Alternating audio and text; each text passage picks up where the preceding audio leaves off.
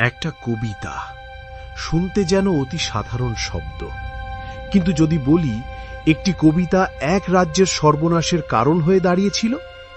একজন প্রতিভাবান কবি, এক অহংকারী রানী, আর একটি লুকানো বার্তা যা বদলে দিল ইতিহাস।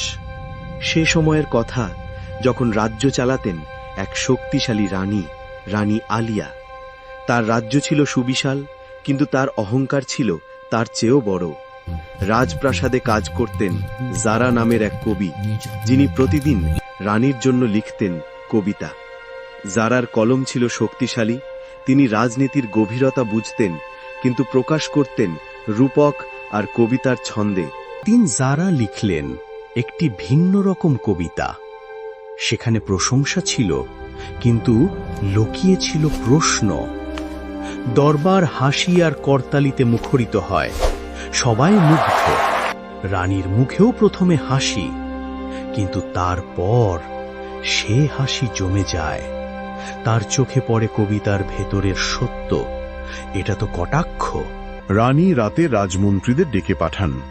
তাদের প্রশ্ন করেন, এই কবি কি আমায় অপমান করেছে? এই কথার অর্থ কি আমি অন্ধকার? প্রতিটি দেহরক্ষী মাথা নিচু করে চুপ থাকে।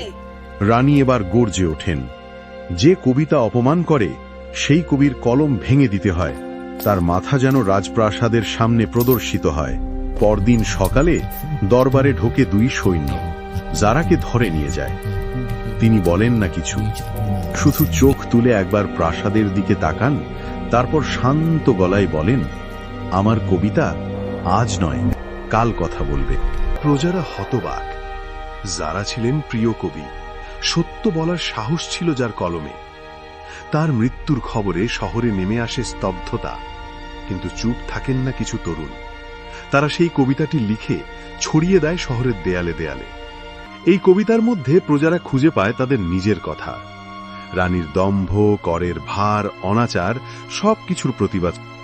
রানীর প্রতি আস্থা হারিয়ে ফেলে প্রজারা। সেনারাও মুখ ফিরিয়ে নেয়। রাজ্যের উত্তর প্রান্তে শুরু হয় বিদ্রোহ। রানীর সেনাপতি পালিয়ে যায়। প্রাসাদের আগুনে পুড়ে যায় অনেক কিছু, শুধু অবশিষ্ট থাকে কবির ছাপানো কবিতা। রানী এক রাতে প্রাসাদ ছেড়ে পালিয়ে যান। বহু বছর পরে এক ভগ্ন প্রাসাদের ধ্বংসস্তূপে পাওয়া যায় সেই কবিতা, আর পাওয়া যায় রানীর নামহীন কবর। একটি কবিতা যা প্রথমে মনে হয়েছিল প্রশংসা, আসলে ছিল প্রতিবাদ। কবি জারা আর ছিলেন না, কিন্তু তার কলম বেঁচে ছিল প্রজার হৃদয়ে, দেওয়ালের ছায়ায়, ইতিহাসের পাতায়।